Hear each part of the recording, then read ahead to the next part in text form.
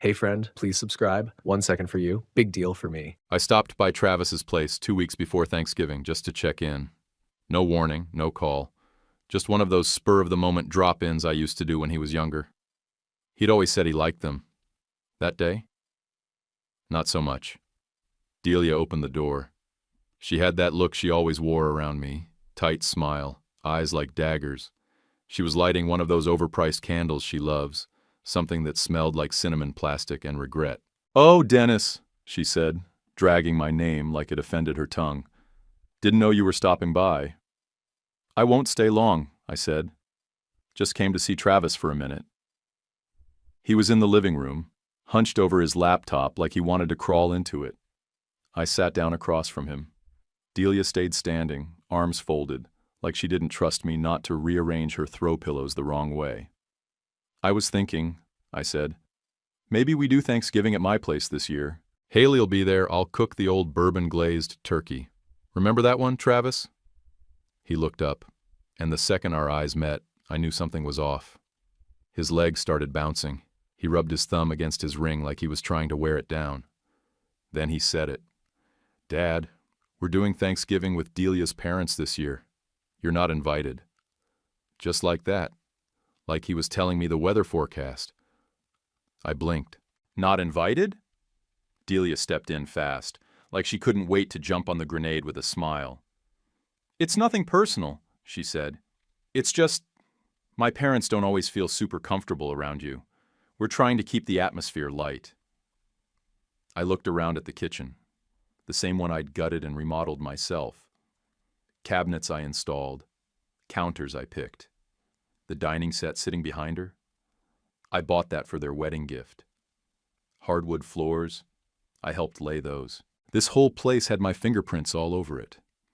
But suddenly, I was the one who didn't fit. "You know what?" I said, standing up slow. "Wish your parents a happy Thanksgiving from me." Delia gave a tight-lipped smile, like she just won a round of poker. Travis stood but didn't say a word. Not even a half-hearted, "Sorry, Dad." He just stared at the floor like he was watching his spine roll away under the couch.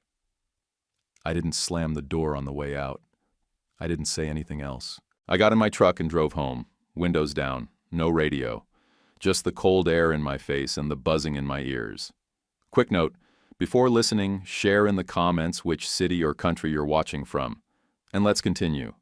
I couldn't stop replaying it. The way he wouldn't even look at me when he said it. Like I was some stray dog sniffing around their holiday plans. They disinvited me from my own damn family. Not even a real reason. Just the atmosphere. Like I was some toxin they needed to keep out of their little scented candle life.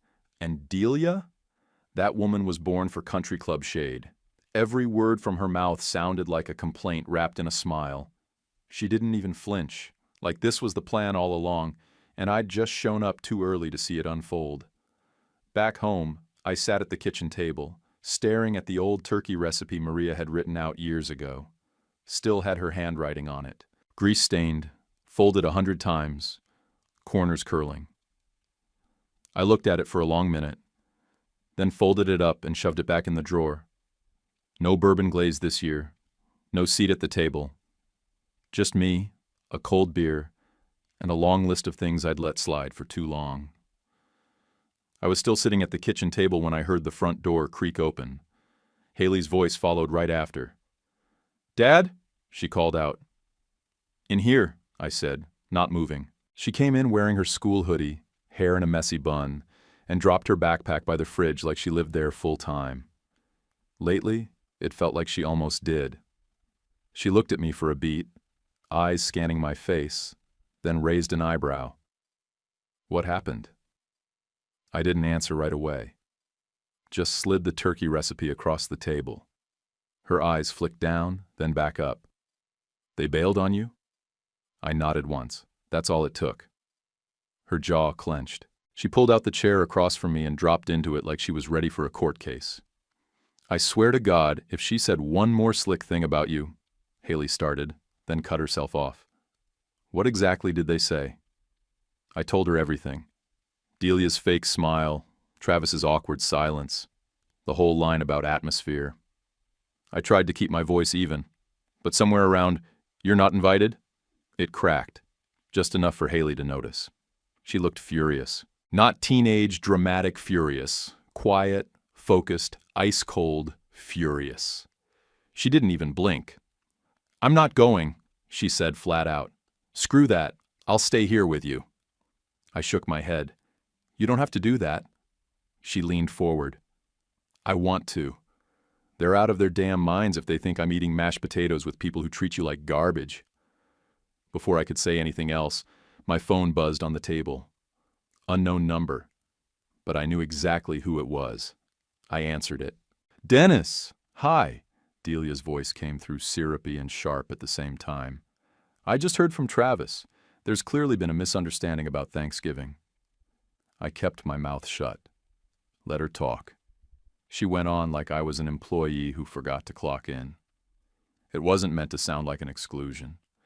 We were just trying to manage expectations and keep things relaxed for everyone. You know how sensitive my parents can be. Haley narrowed her eyes when she saw my expression. She couldn't hear Delia's words, but she could read them all over my face. "Of course," Delia continued, "if you'd reacted differently, maybe we could have found a compromise. But you always take things so personally." I forced my voice calm. "I don't think I need to be lectured in my own kitchen." She laughed. "Dennis, come on. You always make it about you. This was just logistics." "Noted," I said, ready to hang up. But then she dropped it. "At least your wife knew how to stay quiet in certain spaces." The words hit like a slap. I didn't say a thing, just pressed end and set the phone down. Haley was halfway out of her chair already. "What did she just say?" I didn't answer. What the hell did she just say? "Enough," I said. "She crossed a line." Haley sat back down, hands clenched into fists, breathing hard through her nose. I stood up, walked to the cabinet above the fridge, and pulled down the green folder I hadn't touched in 5 years. It was thick, rubber band barely holding it shut. I dropped it on the table in front of me and peeled it open. Paper after paper. Transfer receipts, monthly auto draft confirmations, receipts from when I picked up new appliances, checks I wrote for repairs, for wedding costs, for hospital bills. Everything I ever helped them with, going back to when they first got the house. Haley didn't speak. Just moved her chair closer and started reading over my shoulder. I did the math out loud, not even caring if it came out bitter. $3,050 every month for the mortgage. That's $36,600 a year, 5 years straight. She stared at me. "Add in the kitchen remodel," I said. "Down payment, flooring, all the extra help. I'm at $183, easy." "Jesus," she whispered. I kept flipping. Pages crinkled from old coffee spills, some printouts faded from years in the folder, but the numbers were all there. Every single time I picked up the slack. Every moment they said thank you with their mouths and talked trash behind my back when I walked out the door. "You paid for everything," she said. I didn't answer. I just kept stacking the pages into neat little piles, categorizing them like evidence in a trial I didn't know I was going to need. Haley reached out, placed her hand on the edge of one document. "Does Travis know?" I looked at her. "Doesn't matter anymore." She nodded, then leaned back in her chair. No tears, no dramatics. Just quiet, steady rage. We sat like that for a long time. Me sorting paperwork, her keeping me company. She didn't offer sympathy, and I didn't need it. She just stayed close, and that was enough. I was still at the table when the sun came up. The folder sat open, pages half sorted, a pen tucked behind my ear like I was prepping for an audit. I hadn't slept, didn't feel like I needed to. Around 7:30, I picked up the phone and called the bank. The woman who answered had that fake cheer customer service voice, chirpy and practiced. "How can I help you today?" "Yeah," I said. "I need to cancel an auto transfer. Monthly payment, $3,050, goes to a mortgage account under my son's name. It's coming out of my account, and I want it stopped. Immediately." She didn't argue, asked for the last 4 digits, verified some info, and said, "All right, Mr. Denton, it's done. You'll get a confirmation email shortly." That was it. 5 years of payments, Just a few strokes on her keyboard, and they were over. I hung up and sat there a minute, the phone still warm in my hand. Then I looked around my kitchen, like I was seeing it for the first time. The coffee maker was older than Haley. It had a chipped glass pot and only brewed if you smacked the side just right. The tile by the entryway had been cracked since Maria's funeral. I'd stepped around it every day for years, telling myself it wasn't important. I'd patched their drywall before I patched my own damn house.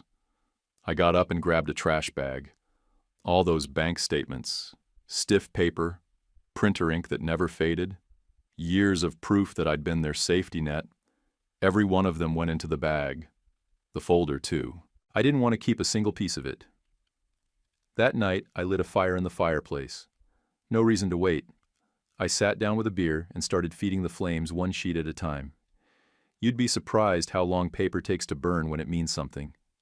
The flames were low and steady, orange licking the edges of each page before curling it into ash. I watched the transfer confirmations crumple like receipts, watched the house payments turn into smoke.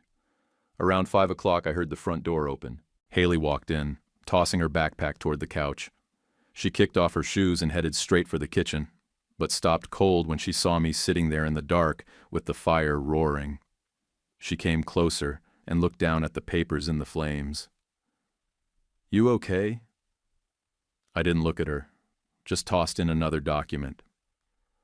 No more paying for people who don't want me around. She didn't say anything at first, just walked over to the fridge, grabbed a cold beer and handed it to me. Then she sat down in the chair next to mine, kicked her legs up on the ottoman like it was her place to be, and stayed quiet. We sat like that for a while. No music, no TV, just the sound of paper turning into ash. Haley broke the silence first. "They're gonna notice." "I hope they do," I said. She smiled, but it wasn't happy. "Delia's gonna throw a damn tantrum." "Let her." "You think Travis even knows what you've been covering?" "I think he doesn't want to know. That's worse." She didn't argue, just pulled her knees up to her chest and leaned into the armrest. I threw in the last paper and watched the corners flare up. The light from the fire lit the side of her face orange, and for a second, I saw Maria in her. Same stare, same stubborn calm. "You're not fixing this," Haley said. "I'm not trying to." "Good." There was something sharp in her voice. Approval, maybe, or just relief. "Can I ask you something?" she said after a minute. "Go ahead." "Why'd you keep it going so long?" I took a sip of the beer. "Because when you love someone, you convince yourself you're helping them, even when you're just making them weaker." She nodded, like she'd already figured that out, but wanted to hear it from me. "I just don't want to turn into them," she said. "You won't." "How do you know?" "Because you're sitting here, not over there." She didn't reply, just reached out, grabbed a piece of kindling from the box, and poked at the ashes, like she was making sure they were really gone. I leaned back in my chair, the beer cold in my hand, the fire dying slow. "I'm done being a wallet with a heartbeat," I said. She didn't smile, but she looked proud. That mattered more. The next morning I woke up earlier than usual. Coffee brewed in the busted machine, making that same loud rattle it always did. I didn't fix it. I kind of liked the noise now. Felt earned. I looked around the house. It wasn't fancy. It wasn't new. But it was mine. And for the first time in years, I didn't feel like I had to apologize for it. No one was draining me today. No one was cashing checks off my guilt. I stood at the front window, watching the sun come up through the trees, and realized I hadn't felt this kind of calm since Maria died. It wasn't peace. Not yet. But it was close. And it was mine. I was halfway through my second cup of coffee when the phone rang. I let it buzz 3 times before picking up. No surprise. It was Delia. "Dennis," she said, like we were old friends meeting for brunch, "I need a favor." The nerve in her voice was sharp and clipped, like she'd already decided I was going to say yes. I didn't say anything, just waited. My parents are flying in tomorrow afternoon. Spokane International, Delta Flight 4719. Can you be there at 2 o'clock to pick them up? I kept my tone flat. You forget what you said to me yesterday? She didn't miss a beat. Oh, come on, don't be dramatic. That was just heat of the moment. Everyone says things they don't mean. I let the silence hang. She hated that. Then she laughed, short and fake. You're really still upset about that? Dennis, you're not a rival. You're too weak to be one. That one landed. She didn't even flinch when she said it, like it was some casual truth she'd been waiting to throw in my face. I sat back in my chair, crossed my arms. Sure, I'll pick them up. She perked up immediately. Great. Gate C, baggage carousel 4. They'll probably have coats on, but bring an umbrella just in case. And maybe wear that navy button-down. The one you wore at our rehearsal dinner. Makes you look presentable. That was her word. Presentable. I jotted down the flight number and hung up before she could say anything else. Haley was sitting on the couch, textbook in her lap, earbuds in. I waved the notepad at her. She pulled one earbud out. What's that? Flight 4719 arrives at 2 o'clock tomorrow. She raised her eyebrows. Don't tell me she asked you to go to the airport. She did. And you said yes? Sure did. She narrowed her eyes. You're not actually going. I shook my head. Not a chance. The next day, I had lunch around 1. Grilled cheese and a side of pickles. Simple. Haley came in while I was cleaning the skillet and said, Need a ride to the airport? I smiled. Nope. Got big plans. By 1:45, I was sitting on the back porch with a hot cup of tea, the crossword folded open on the patio table, pen in hand. It was sunny, 62 degrees and breezy. Not exactly a day for coats and umbrellas. At exactly 2 o'clock, I looked at my watch and grinned. Haley came out and flopped down beside me. She didn't ask anything. She already knew. They land yet? She asked, popping the tab on a ginger ale. Should be just touching down. She sipped, leaned back in her chair, and let out a content sigh. I hope they get cold waiting. I chuckled. Bet they're standing by that carousel with their little carry-ons and zero clue. Probably calling your phone every 10 seconds. I glanced over at it on the patio table. Volume turned off. Face down. Good, I said. Let it ring. By 2:30, I'd filled in most of the puzzle. Haley was halfway through a bag of chips. We didn't say much.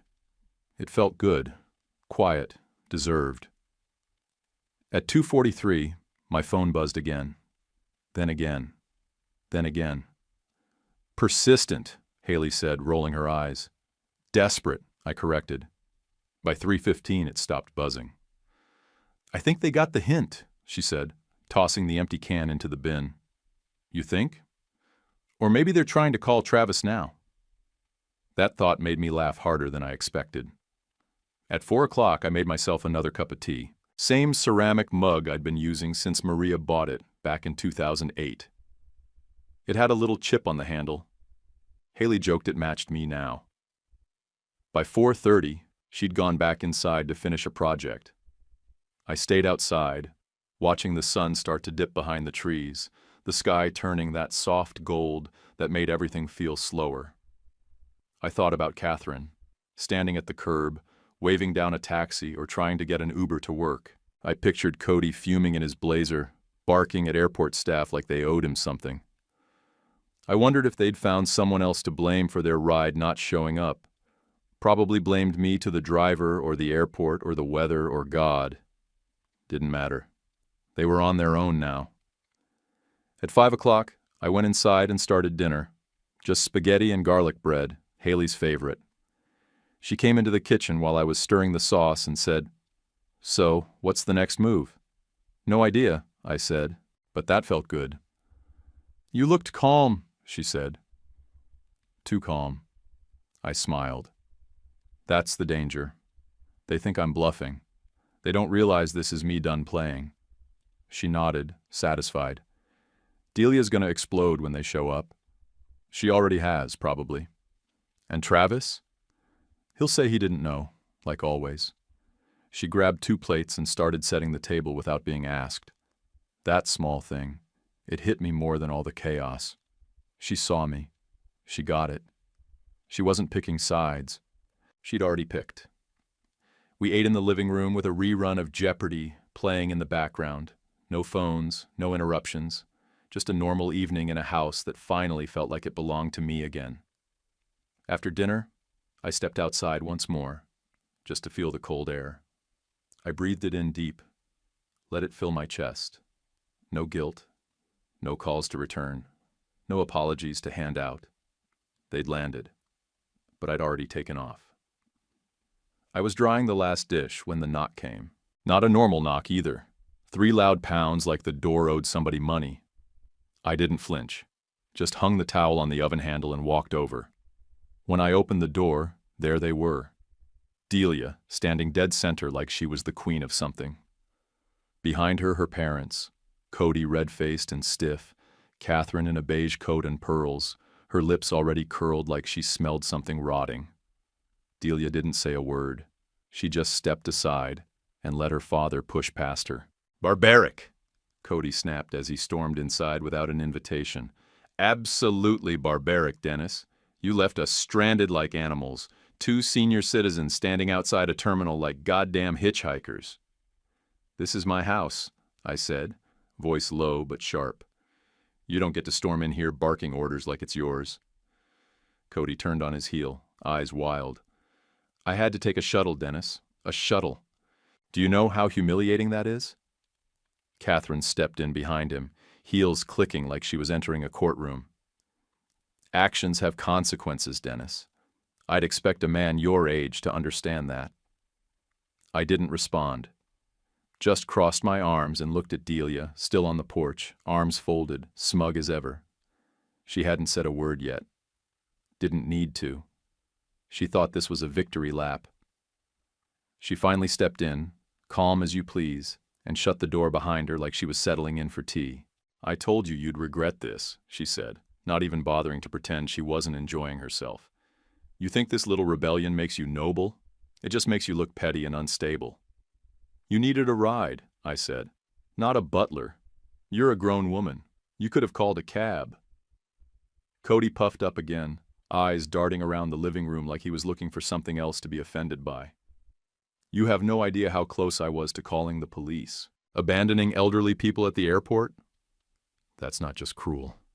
That's a symptom of mental instability." I almost laughed at that one. Almost. "You think I'm unstable?" I asked, stepping toward him. "Buddy, I spent 5 years carrying your daughter and son-in-law on my back while you sat in your retirement castle judging people like me for working with our hands." Delia rolled her eyes. "Here we go." I paid their bills. I put that roof over their heads. "And the second I set a boundary, you show up in my house like you've got the moral high ground? Get real!" Catherine let out a sarcastic chuckle and looked around like she was disappointed in the furniture. "This is what bitterness does to a man. It rots him from the inside." "Lady, I've got receipts," I said, pointing toward the den. "But I'm not showing them to you. I don't owe you anything." Delia stepped in closer, expression tight now. That smirk was starting to slip. "This isn't about the money. It's about your attitude. You think you're owed something because you did what a father is supposed to do?" "No," I said. "I think I'm owed basic respect, which you all ran out of years ago." She snorted. "Please. You were always the backup plan, the silent partner. You're only useful when you're quiet." That one stung. I won't lie. But I didn't let it show. I looked at Cody. "You should get used to paying for your own rides." He blinked. "Excuse me?" "You heard me. Your vacation, your daughter, your mess. Figure it out yourself." From the hallway behind us, Haley's voice rang out loud and clear. "You all should be ashamed." Everyone turned. She stepped into the living room with her arms crossed, standing just tall enough to make her presence count. Cody opened his mouth, probably to bark something ugly, but Haley didn't give him the chance. "I watched him work late for months to make sure they didn't lose that house," she said, looking straight at Delia. "I saw the receipts. I counted the checks. You let him pay your way and called him a burden the second he asked for a seat at the table." Delia stiffened, but Haley wasn't done. "You've got no right to walk in here acting like he owes you anything. You all used him. And now that he's done, you're scrambling." Catherine's face went pale, but her voice came out steady. "Young lady, you don't understand the complexities of—" "I understand plenty," Haley snapped. "I understand entitlement when I see it." I'd never been prouder. Cody turned to me, one last gasp of control in his voice. "This isn't over." "Yes," I said, stepping back toward the front door. "It is." He didn't move. I said, "Get out of my house." They stood there for a second, stunned. Then, without a word, Catherine turned and walked out first. Cody followed, muttering something under his breath that I didn't bother catching. Delia lingered a second longer, glaring at me like I'd ruined some bigger plan. I didn't flinch. She stepped out and slammed the door behind her hard enough to rattle the pictures on the wall. Silence fell. I let out a long breath and sat down on the couch. Haley sat next to me without saying anything. She just reached over, grabbed the remote, and flipped on the TV like it was a regular evening again. But something had shifted. The air felt lighter, and for the first time in a long time, the house felt like it belonged to us. 3 days later, I opened the front door and nearly tripped over the morning paper.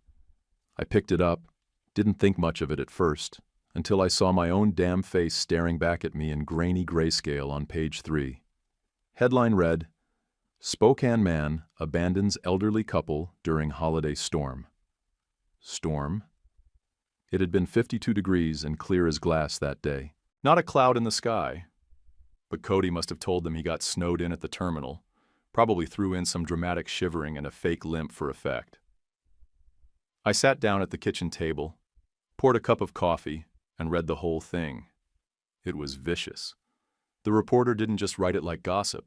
They framed it like a mental health exposé. Hinted I might have had a breakdown. Threw in phrases like long-standing tension, worrying behavior, and erratic detachment. Cody, of course, had quotes all over it. "We were scared for him," he said. "This wasn't the man we knew. We just hope he gets the help he needs." Help? I didn't need help. I needed them to get the hell out of my life. No mention of the house payments. No mention of the kitchen I built with my bare hands. No quote from me, because no one had bothered to call. No reporter. No fact-checker. Just a hit job, top to bottom. I read it again. Slowly this time. Let the rage settle in layer by layer. By the time I finished the last paragraph, my coffee was cold. I stared at the mug, then at the page, then back at the front door like the paper might spontaneously combust if I willed it hard enough. I didn't say anything. Didn't call anyone. Just sat with it. Later that afternoon, I heard Haley typing away in the dining room. The steady rhythm of keys hitting hard and fast told me it wasn't homework. I walked over, leaned against the doorway. She was hunched over her laptop, face locked in that determined scowl she got when she was doing something she knew might cause waves. "You writing a novel?" I asked. She didn't look up. "You see the paper?" I saw it. She clicked something, took a breath, and then turned the screen toward me. "I didn't send everything," she said. "Just a summary, a few screenshots, one line in the email. Ask him about the last 5 years." I looked at the screen. She'd written a message to the same paper, attached photos of old bank statements, just the headers, not the amounts. A copy of the transfer schedule I'd printed out once for taxes. A blurry photo of the remodel receipts laid out on the kitchen table. Nothing too deep, just enough to raise questions. "You sent that to the paper?" "Yeah," she said, a little quieter now. "I didn't say I was your daughter. I just said, someone should look into why that man isn't at the dinner table." I pulled out the chair beside her and sat down. The screen glowed between us, quiet and steady. She stared at the table, chewing the inside of her cheek like she thought she might have gone too far. "I figured," she said finally, "if they were going to lie in public, they should get a nudge toward the truth." I looked at her. She looked young again, just 16 with her messy bun and oversized sweatshirt, trying to fix something way too big for her shoulders. "That's a hell of a nudge," I said. She closed the laptop gently. "It's not everything. That's still yours to tell."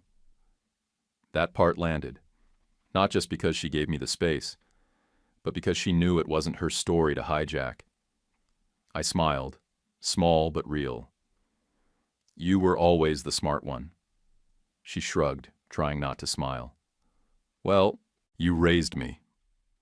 We didn't say much after that, just sat there, side by side at the dining table, two people who'd been shoved out of a family they used to build things for. That night, I pulled the article out again and read it one last time. This time I marked it up, red pen in hand, just like I used to do when reviewing bids from contractors or fixing bad plans from junior guys who thought they knew better. I circled every lie, underlined every misleading quote. In the margins, I wrote things like, "Lie, context missing, ask me next time." It wasn't for anyone else, just for me, just to keep the record straight in my own damn house. The next morning, the paper hadn't replied to Haley's email. I hadn't expected them to. I knew how these things worked.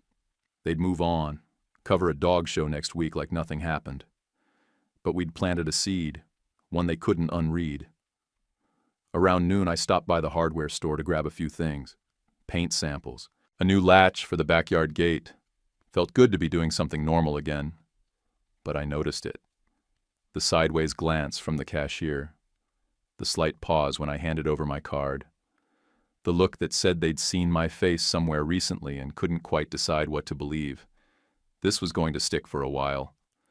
Later that evening, Haley came in from school and dropped her bag on the floor like usual, but she hesitated before heading to her room. "You okay?" she asked. "Yeah," I said, "but I'm guessing this isn't over." She nodded. "They'll twist it. They always do." "I'm ready for that." She tilted her head. "You gonna tell your side?" "I will," I said, "when I'm good and ready." She smiled, then added, "Make it loud." I nodded. Loud enough they don't forget it. Christmas Eve, around 6:45 p.m., I pulled up to their place in South Hill. Big two-story home, rental sign long gone, string lights blinking polite little lies along the roof. The driveway was full, street lined with sedans and SUVs, everyone polished like they were expecting someone important. I got out and grabbed my briefcase from the passenger seat. Leather, beat up, the same one I'd used for bids and permit packets when I still gave a damn about keeping the peace. This time it wasn't holding blueprints. I walked up to the door. Didn't knock. Just turned the knob and stepped inside. Unlocked, like always. Still pretending they didn't have anything to hide. The house was warm, louder than I expected. 12 people packed around a long dining table that I paid for. Candles burning. Roasted ham in the center. Wine glasses raised. Laughter. Forks tapping china. Until they saw me. The entire room froze. Catherine's hand stalled midair, a fork full of potatoes just dangling. Cody's mouth hung open like someone had unplugged him. Delia sat near the middle of the table, in some red dress that probably cost more than my week's grocery bill, holding a wine glass and smiling like she hadn't just watched her world tilt sideways. Travis was at the end of the table. His eyes landed on me and stayed there. I walked in, slow, calm, just like I'd rehearsed. Set the briefcase down on the sideboard. Flipped it open. Nobody spoke. I pulled out the first stack. Manila folders, each one labeled. I didn't look up as I handed them out. Just walked the length of the table like a waiter in church clothes, setting a folder in front of every guest. Some people tried not to take one. Didn't matter. I made sure they did. Inside was everything. Itemized breakdowns of 5 years' worth of support. Mortgage payments, down payment, appliance receipts, texts asking for help, photos of the kitchen mid-remodel, signed checks, Venmo screenshots, printouts of Travis's thank you emails. The wedding invoice I'd covered, start to finish. And then, in every folder, at the bottom, one copy of the article from the paper, the headline highlighted, and my red ink notes scribbled in the margins. Lie. Manipulated. Context missing. Ask Delia who paid for their granite countertops. Nobody spoke for a long moment. Just the sound of pages turning, guests flipping through the folders like they were part of a jury they didn't ask to be on. Someone near the far end whispered, "Jesus." Another man said, "Wait, I thought..." Catherine stood up, voice shaky. This is completely inappropriate." I turned to her. "You're right. You should have had this before you quoted your husband to the press." Cody was red in the face, shaking. "You think this makes you look good? Storming in like a lunatic on Christmas Eve?" "No," I said. "This makes me honest. And done." Delia hadn't moved, just watched, glass in hand, the smile gone now. She looked tight, like someone had screwed her into that chair and she couldn't find the handle to get loose. A woman 2 seats down leaned toward her and whispered something. Delia didn't answer. I saw the shift happening in real time. The way eyes moved from me to her. The way posture changed. People who'd shown up to drink her wine and nod at her stories now flipping through proof that everything she'd fed them was garbage. Cody slammed his hand on the table. "Get out." I walked over to the end of the table where Travis sat. He hadn't opened the folder yet. Just stared at it like it might burn his hands. I leaned in. Quiet. "I didn't do this to embarrass you," I said. "But I'm not letting her rewrite history in front of people who never saw what I gave up." He didn't respond. Behind me, Catherine was trying to save the room, telling people not to read into it, that I was dealing with things, that I was emotional. I ignored her. I reached into the briefcase one last time and pulled out a small envelope. Walked back to the center of the table, past Delia, past all the looks, and placed it right beside the ham platter. Inside was a single check. $1, signed, "For your future." That was it. I turned and walked out. No raised voice, no apology, no explanation. Just boots on hardwood, the door swinging open behind me, cold air rushing in to clear out the scent of all that fake civility. Outside, the street was quiet. No music, no yelling. Just muffled tension behind walls that suddenly didn't feel so soundproof. A few seconds later, I heard footsteps behind me. Haley. She'd come in late. I guess she hadn't wanted to make a scene walking into one. She caught up beside me, didn't say a word at first. Just slipped her hand onto my shoulder, firm and steady. "I'm with you, Dad," she said. That was all I needed. I opened the truck door and climbed in. Didn't even look back at the house. Didn't care what faces they were making now. Didn't care who cried, who denied, who tried to piece it all back together. They'd built their lives on borrowed money and borrowed truth. I just called in the debt. I started the engine. Haley climbed in on the passenger side. The heater kicked on. We drove home. March rolled in with leftover snow on the lawns and a thick envelope in my mailbox. I almost tossed it. Looked like some mortgage junk mail, not addressed to me by name. But something about the paper, the weight of it, made me open it. Foreclosure notice. Wrong name, right house. Travis and Delia's place. 3 missed payments. Total past due, $9,150. I stood in the kitchen holding it like a dead bird. Walked inside and slid it across the table toward Haley, who was eating cereal straight out of the box, no milk. She picked it up and read it out loud, slow and flat. Then she set it down and said, "Guess the house of cards collapsed." I didn't smile. Not because they didn't deserve it. I'd be lying if I said it didn't give me a bitter sliver of satisfaction. But I knew better than to celebrate. This wasn't the kind of story that ended in clean wins. This was going to keep spreading, rot and all. Within a week, 2 longtime clients pulled their remodeling contracts. One called and said they were reassessing budgets. The other just stopped replying. I called twice, got nothing back. The third one, a guy I'd built 2 houses for over the years, called me directly. "We're going in a different direction," he said. "It's not personal, Dennis. Just timing." Timing, my ass. These were people I'd worked with for years. Now they were scattering like roaches under the light. I tried not to let it rattle me. Thought maybe it was just a rough patch. Maybe the economy. Then I stopped by the lumber yard to grab some joist hangers, and the guy at the register, Mark, I'd known him since 2006, barely met my eye. "You still need that delivery on Friday?" he asked. I nodded. He hesitated. "I'll check if we've got it, but we're pretty booked up." I stared at him. "You've never been booked up on a Friday." He looked away, scratched behind his ear, then finally leaned in a little. "Dennis, Cody Jenkins has been making calls." I didn't blink, just let him talk. "He's been telling folks you've dropped jobs, missed deadlines, said maybe you're struggling with medication, implied there's some cognitive issues." That one landed like a punch to the gut. Not because it was new, because it was smart. I stood there in the checkout line, hands in my jacket, silent. I didn't argue, didn't defend, just nodded like I'd heard the weather report. Mark looked uncomfortable. I didn't say I believe it, but people listened to him, especially around here. It wasn't about mental health this time. It wasn't about character. It was business. Cody was tightening the screws where it hurt. He wasn't trying to humiliate me. He was trying to erase me. No headlines this time. No smear articles. Just a slow choke. Vendors getting cagey, suppliers dragging their feet, contracts drying up without warning. Not a blacklist on paper, but something worse.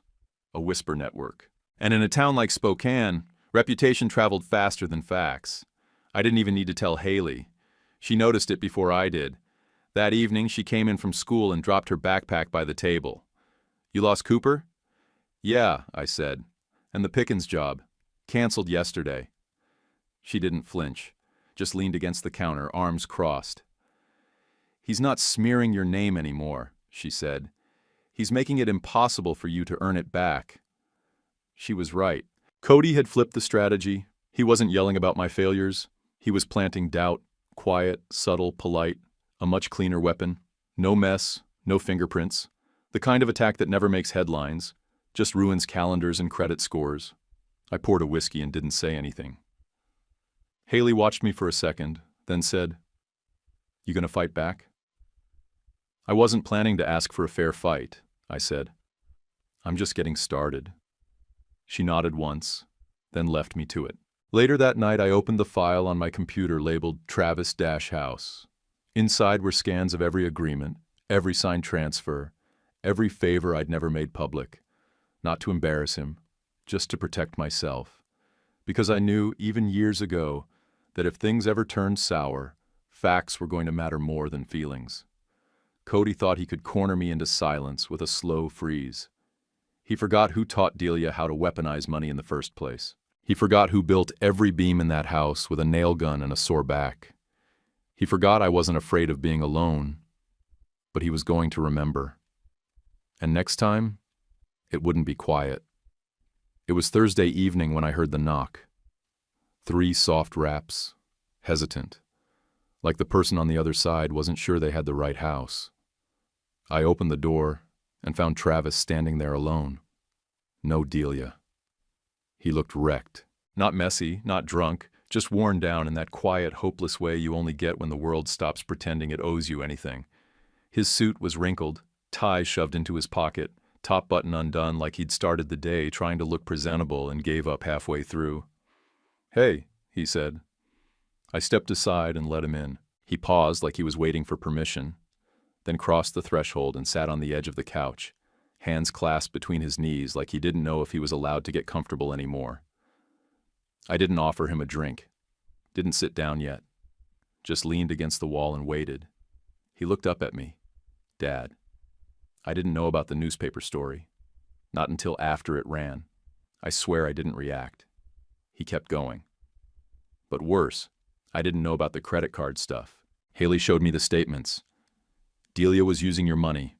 Personal charges. Her health insurance, Hair appointments, even stuff for the dog. For almost a year. His voice cracked on that last part. He looked down at the floor like he was ashamed to breathe near my furniture. I lived off you, he said, and I let them turn me against you. I didn't yell, didn't throw him out, just nodded once, slow and steady. You didn't lose me, I said. You gave me away. Big difference. He flinched like I'd slapped him, but he didn't deny it, just nodded back. I know. He looked like he was trying not to cry, blinking hard and breathing through his nose. Then he cleared his throat and said, I'm trying to fix it. I waited. I got a job at a warehouse, packing, loading. Not glamorous, but it's honest. Pays enough for rent and gas. He rubbed his hands together, nervous again. And I've been helping out at this support group for struggling dads, guys who are trying to stay in their kids' lives. A lot of them are worse off than I am. Felt right to do something useful for once. That one caught me off guard. I blinked, took a slow breath. I'd expected excuses, maybe apologies, but not that. Just then, Haley walked in from the hallway, hair in a messy bun, holding a water bottle. She spotted him on the couch and arched an eyebrow. Travis sat up straighter, almost like he was nervous of her now too. Haley smirked and said, He's even teaching them how not to screw things up. He chuckled, embarrassed. Working title, Don't Be That Guy. That got a smile out of me. Not big, but real. Haley walked over and handed me the water bottle like she didn't want to interrupt but wanted to be part of the room. She sat in the chair across from Travis and studied him the way she studied for finals, quiet, analytical, skeptical. You actually showing up? She asked. Or is this just a guilt tour? Travis met her stare. I'm showing up. She didn't nod, didn't offer a welcome mat, just said, We'll see. Then she leaned back in the chair and pulled her knees up to her chest like she was staying put, no matter what came next. I finally sat down. Travis looked between the two of us. His eyes were tired, but he wasn't looking for pity. He was looking for permission to try again. That was new. I know I can't undo everything, he said, but I'm not going to keep pretending like it didn't happen. I folded my arms. You still in touch with her? He hesitated. We separated over the summer. She moved out. No formal papers yet, but it's over. I nodded slowly. Good. Travis looked at the floor. I let it all go too far. I thought keeping the peace meant staying quiet, but all I really did was back away and let you take the hits. I didn't argue. He was right. Haley stood up, stretched, and gave him one last look. If you screw it up again, I'm not helping you fix it. Travis nodded. Fair. She walked past and headed to the kitchen. Over her shoulder, she added, Dinner's in the fridge. You're eating with us or not? He looked over at me. I gave him a nod. Grab a plate, I said. You're not a guest. You're family. If you want to earn it back, start with the dishes. Thanksgiving came around again, 1 year later, and the house smelled like smoked turkey, sage stuffing, and real peace for once. Haley was in the kitchen, setting the table like she'd been doing it her whole life. No fuss, no eye-rolling, just focused. She had jazz playing low in the background, Travis's pick. Something about saxophones and roasted vegetables apparently went hand in hand. Travis was out back with the grill lid open, flipping skewers of zucchini and red bell peppers. His idea. Said not everything had to come from the oven. Delia wasn't around. They'd separated over the summer, and by fall she'd stopped texting. No updates, no drama, just quiet. Honestly, it was the best gift she'd ever given us. Inside, things felt light, not fake light, not the kind you put on to survive a dinner. It was the kind of calm you only feel when no one's pretending anymore. Travis came in through the sliding door, cheeks pink from the cold, holding a pie in a foil tray. I baked it, he said, grinning like a kid showing off his first science project. From scratch. Even made the crust. It was burned around the edges. Blackened, really. but he held it with both hands like it was gold. Haley leaned in. "It smells edible." "Thank you," he said proudly. We ate around 5. No speeches, no passive-aggressive comments, just passing plates and telling old stories. I let Haley carve the turkey. Travis brought out some weird cranberry chutney he found online. I didn't like it. Told him so. He laughed and said, "Good, more for me." After dinner we moved to the back porch with mugs of coffee. The air had that late November chill, but we didn't mind. I'd thrown a few logs in the fire pit, and the glow made everything feel softer somehow. Haley disappeared for a second and came back with the old photo album Maria kept in the closet. It was a thick brown thing, leather cover worn from years of handling. She set it between us and opened to the middle. Travis started flipping through the pages, pausing at pictures of him as a kid in Halloween costumes, family road trips, and then, Maria. There she was, holding him at a school play, sitting in the kitchen, icing cupcakes with Haley, laughing in the yard, sun in her hair. He stared at one picture longer than the rest. It was her holding a dish towel, caught mid-laugh, next to our old stove. She would have loved this, he said quietly. I didn't say anything, just nodded. He reached into his jacket and pulled out a small frame wrapped in tissue. He unwrapped it and handed it to me. The $1 check. Framed neatly, same red ink from the note still visible on the corner. "Still the most expensive lesson of my life," he said. Haley grinned from her chair. "And now he teaches other guys how not to be idiots." Travis chuckled. "Got certified last month. Volunteer counselor now. There's a group that meets out on Division Street. Dads trying to stay connected even after they mess up." He glanced at me, a little nervous. "Trying to help other guys earn their way back." I raised my coffee mug and tapped it against his. "That's how you do it." This time, he didn't shrug or deflect. He just smiled. No defensiveness. Just thanks. Inside, the lights from the kitchen glowed warm across the floor. On the mantel above the fireplace, 2 photos sat side by side, one of Maria and one of the 3 of us taken last month at the park. That night, the house didn't feel heavy, didn't feel haunted or hollow or bitter. It felt like home again. Would you forgive your son if he stood by while others tore you down? Drop your answer in the comments. If this story got you thinking, tap like, subscribe to the channel, and share your take in the comments. YouTube picked this for you. Tap it. Let's see if they guessed right.